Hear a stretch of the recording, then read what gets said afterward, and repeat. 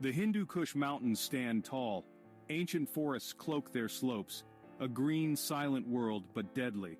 Here, Nasir, a young man from a remote village, knew the dangers well. Bears, massive and unpredictable, threatened his people. Their livestock were easy prey. Fear hung heavy in the air. Nasir felt a responsibility to protect his village. He was a skilled hunter, familiar with the whispers of the forest. He knew the habits of the wild. But these bears were different, bolder, more desperate. They posed a new kind of threat.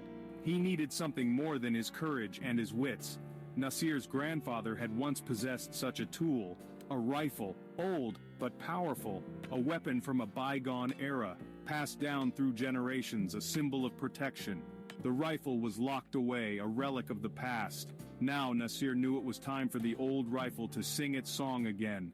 The fate of his village rested on it.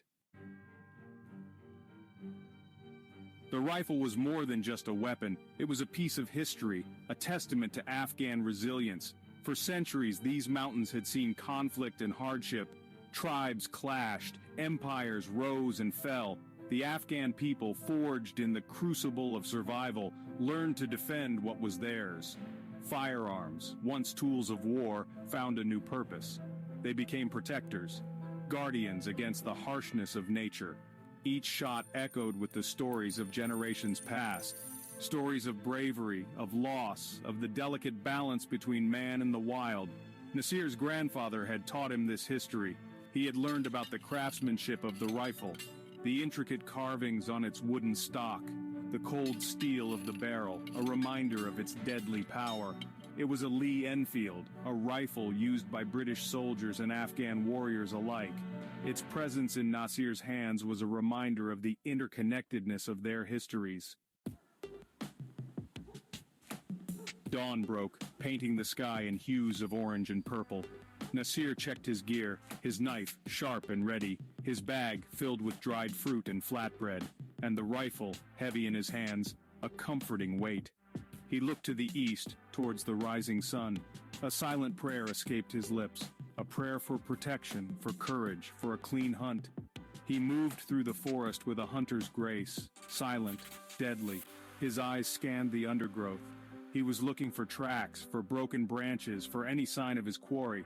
The air was thick with the scent of pine and damp earth. The forest held its breath. A predator was on the prowl. Hours turned into a day. The sun climbed higher, casting long shadows through the trees. Nasir's legs ached, but he pushed on. He had to find the bear before it found its way to the village. The safety of his people rested on his shoulders. He would not fail them. A snap, a twig broken underfoot. Nasir froze, his senses sharpened. Adrenaline coursed through his veins. He was close, he could feel it. Then he saw it. A massive brown bear, its fur matted and thick. It was digging through a rotten log, searching for grubs, unaware of the danger lurking in the shadows. Nasir took a deep breath. He raised the rifle, his finger finding the trigger. Time seemed to slow down. He could hear his own heartbeat in his ears. The bear, sensing something, lifted its head. Their eyes met. Man and beast locked in a primal dance of life and death. The moment stretched on, an eternity in the blink of an eye. Nasir lowered the rifle. He could not bring himself to shoot. The bear, confused but no longer threatened, turned back to its foraging. It lumbered off into the undergrowth, disappearing into the green